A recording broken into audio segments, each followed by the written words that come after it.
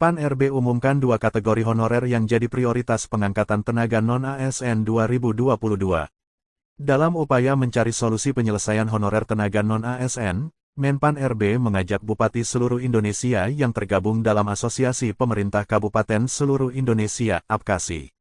Menpan RB meminta dengan tegas agar para bupati selaku pejabat pembina kepegawaian (PPK) melakukan audit terhadap kebenaran data honorer atau tenaga non-ASN. Untuk mencari solusi penyelesaian honorer atau tenaga non-ASN akhirnya telah diupayakan oleh Abdullah Aswar Anas selaku Menpan RB saat rapat koordinasi di Jakarta pada Rabu, tanggal 21 September tahun 2022. Selain itu, Menpan RB juga meminta PPK agar mengirimkan surat pernyataan pertanggungjawaban mutlak (SPTJM) kepada BKN untuk penyelesaian honorer atau tenaga non-ASN. Pasalnya, SPTJM adalah sebagai bentuk komitmen dan bukti yang bisa dipertanggungjawabkan PPK bahwa data honorer atau tenaga non-ASN di daerahnya adalah valid dan tak akan berubah.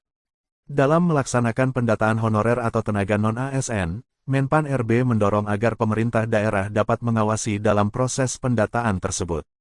Menpan RB juga menegaskan bahwa prioritas pengadaan ASN untuk tahun 2022 adalah bagi honorer atau tenaga non-ASN pada pelayanan dasar. Selain itu, Menpan RB juga menjelaskan bahwa akan dilakukan kolaborasi dengan Badan Pengawas Keuangan dan Pembangunan (BPKP) untuk pengawasan terhadap data honorer atau tenaga non-ASN yang diajukan. Pemerintah memprioritaskan pengadaan ASN tahun ini untuk pelayanan dasar, yaitu guru dan kesehatan, tetapi tidak mengenyampingkan jabatan lainnya, ujar Menteri Anas.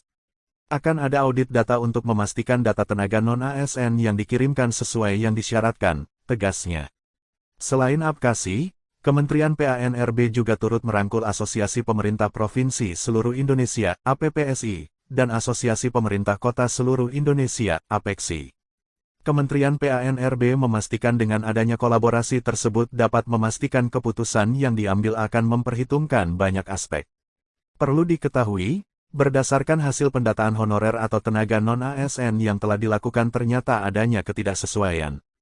Hasil pendataan honorer atau tenaga non-ASN yang dilakukan oleh setiap instansi pusat dan daerah ternyata ada indikasi bahwa data yang diinput belum sesuai dengan surat Menteri PAN-RB yang berlaku. Sementara itu, Deputi Bidang SDM Aparatur Kementerian PAN-RB Alex Denny menjelaskan bahwa permasalahan honorer atau tenaga non-ASN akan menjadi prioritas utama untuk diselesaikan. Hal serupa juga disampaikan oleh Ketua Umum APKASI Sutan Rizka Tuanku Kerajaan bahwa akan terus mendukung setiap program dan kebijakan yang dikeluarkan Kementerian PAN-RB. Ketua Umum APKASI juga menyampaikan bahwa terdapat beberapa permasalahan yang ada di daerah yang menghambat penataan honorer atau tenaga non-ASN. Jika kita buka formasi PPPK bagi daerah, maka perlu diperhatikan juga permasalahan anggarannya. Sebab di daerah sendiri telah dilakukan refocusing anggaran, ucap Ketua Umum APKASI Sutan Rizka Tuanku Kerajaan.